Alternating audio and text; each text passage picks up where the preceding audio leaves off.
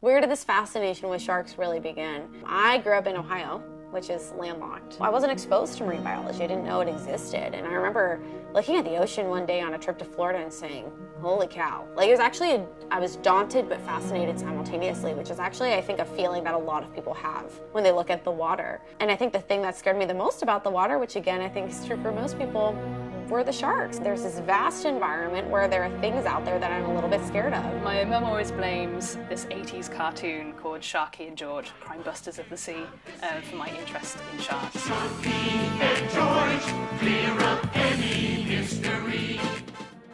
There's so much going on down there that we don't really know about.